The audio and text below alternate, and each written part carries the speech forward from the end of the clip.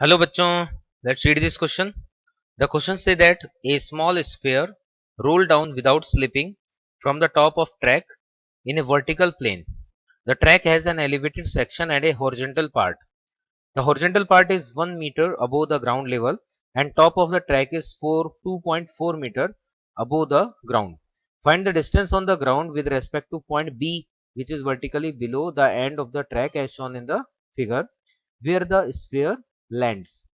During its flight as projectile, does the sphere continue to rotate about its center of mass? Explain.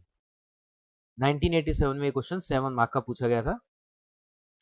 Question को solve करने के लिए हमारा की concept है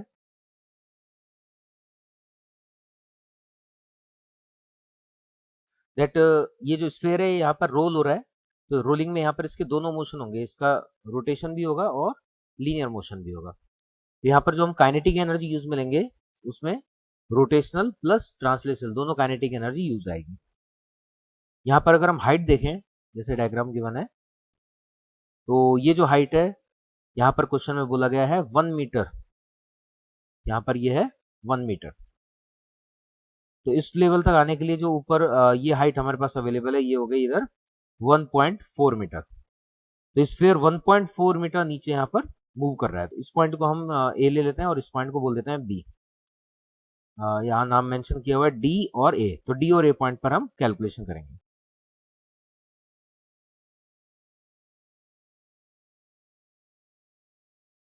यहाँ पर हम अप्लाई कर सकते हैं total energy remain same,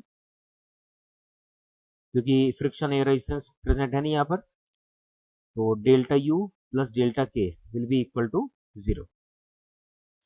delta U अगर हम देखें तो सेंटर ऑफ मास 1.4 मीटर नीचे शिफ्ट हुआ है, तो इधर आ जाएगा minus M G into 1.4 meter. And sphere का लिए अगर हम देखें तो इनिशियल में रेस्ट से छोड़ा गया था और इस समय यहाँ पर इसके दोनों मोशन है, लीनियर मोशन प्लस रोटेशन. यहाँ पर इसका जो एनर्जी होगा वो होगा half M V square translational kinetic energy plus half I omega square rotational kinetic energy equal to हो जाएगा यहाँ पर 0. तो इस इक्वेशन को हमें सॉल्व करके यहाँ से v निकालना है, स्पीड हमें कैलकुलेट करना है. तो m को हम अपोजिट डायरेक्शन में ले जाएंगे.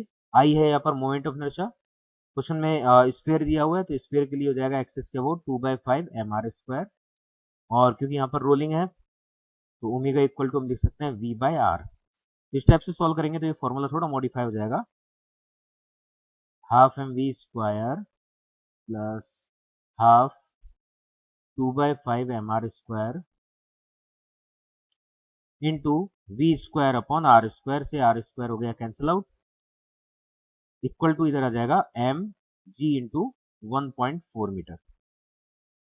इसमें m को हम यहाँ पर डिवाइड कर सकते हैं. ऑल थ्री स्टेप्स में m रिमूव हो जाएगा यहाँ से, तो हमें स्पीड मिल जाएगा. इधर है वी स्क्वायर बाय 2, ये 2 cancel, so v square by 2 plus v square by 5 is equal to 1.4 into g. G का वैल्यू 9.8 पुट कर देंगे और यहाँ से हम स्पीड का कैलकुलेशन कर लेंगे. सो आफ्टर सॉल्विंग ये आ जाएगा V square equal to 19.6. So V will be equal to 4.43 meter per second. तो इस स्पीड से यहां से प्रोजेक्टाइल मोशन की स्टार्टिंग होगी. ये हाइट है 1 मीटर, एच का वैल्यू 1 मीटर है. तो यहां से इस टाइप से जो स्पीड है वो हमें मिल गई. अब यहाँ से कॉन्टेक्ट लीव करेगा और इस टाइप से प्रोजेक्टाइल मोशन करते हुए आगे लैंड करेगा. तो ये डिस्टेंस जो हमें कैलकुलेट करनी है एक्स ले लेते हैं हम. एच की हेल्प से हम टाइम निकाल सकते हैं. एच है 1 मीटर, so h is equal to half g t square. तो यहाँ से टाइम मिल जाएगा हमें. Time taken will be root over 2h by g. G का वैल्यू 9.8 और h यहाँ पर हमें दिया है, तो सॉल्व करके निकालना है हमें value. h 1 9.8, so time taken will be 0.45 second. Speed horizontally v है और हॉरिजॉन्टल डिस्टेंस है x.